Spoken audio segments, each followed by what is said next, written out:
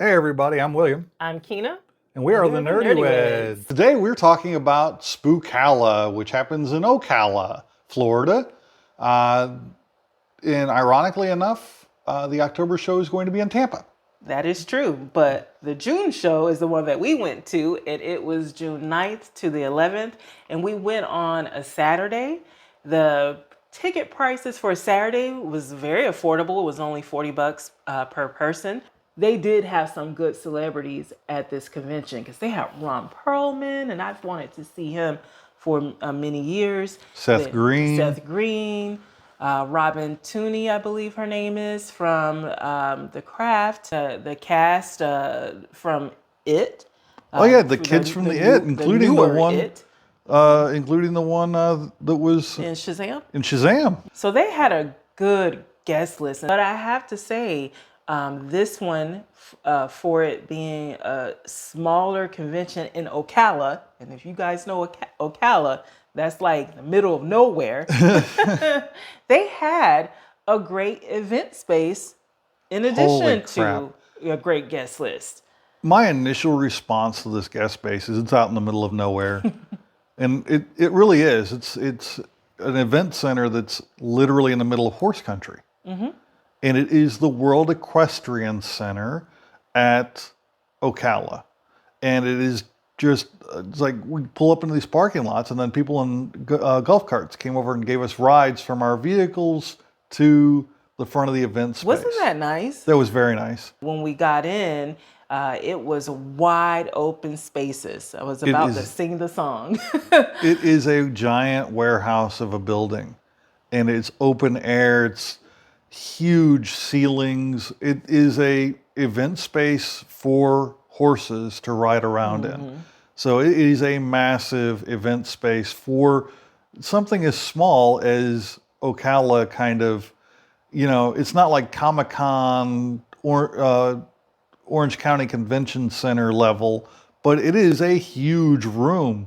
And I just felt really good walking into it. I did too. I felt comfortable because I could go through the vendor space and not have to squeeze through to get past a bunch of other people crammed into a small space. I could comfortably shop at the different vendor spaces, and they had a lot of vendors there, really good ones. One of the big advantages of a giant space that they had here is they could put nice wide avenues through the vendor space. So people who are just passing through are not walking into the people who want to stop and look. And that is important.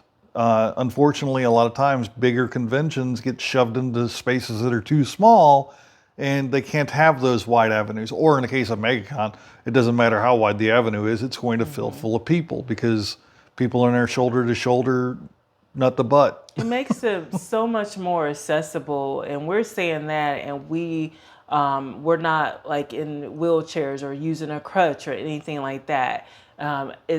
I can imagine how horrible it is for people who have to use those things trying to navigate in these small spaces. Yeah. So this space was very nice and open, and I really appreciated that. I also liked, and I didn't think I would say this, but I really liked that everything was right there in this one room because there was space for it. So the panels, they were all held in one corner of this same room, but you didn't feel like there was a lot of noise pollution because it was spread out. And the good thing about having it there in that same room is all throughout the space, they had TVs hanging from the ceiling where you could watch from any point in that room. You can watch the panel that was going on at that moment. You can watch and you can hear the panel from anywhere in the room.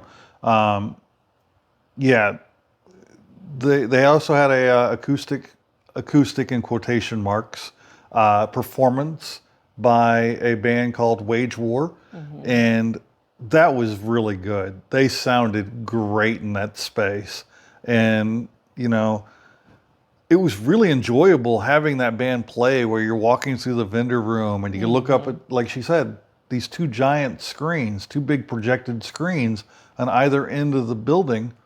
and look at the band playing, and that was really cool. A couple bads that I had from this convention, and I'm not going to blame the convention for any one of these. Sometimes even with the concerts, as great as they were, it was a bit much, especially when you're trying to talk to a vendor, you're trying to get information. Like we had to wait till after the concert to do a game demo. Stuff like that. It's not a big deal in the grand scheme of things, because the concerts were the concert was only like an hour or whatever it was, 45 minutes, however long they played. And it was great music. And they timed it very well, because they had one around noon time. Most people are probably going to stop and go eat lunch anyway. And then they had the other one with Jeff Hardy, the wrestler, towards the end of the day when things are starting to wind down. And that noise that you're talking about that affected the vendors, it affected the ones that were right there at the end next to where the panel area starts. If you go also, because it's such a huge space, the further you get away from there, the less the vendors are affected by that noise. Yeah. So it is a con, but not for everyone in the convention space, just for the ones that are unlucky enough to be right next to it. Yeah. The way they had it set up was they had the stage at one end of the hall. They had the vendor space in a big square of the hall, and then at the opposite end of the hall of the stage was the celebrity autograph rooms.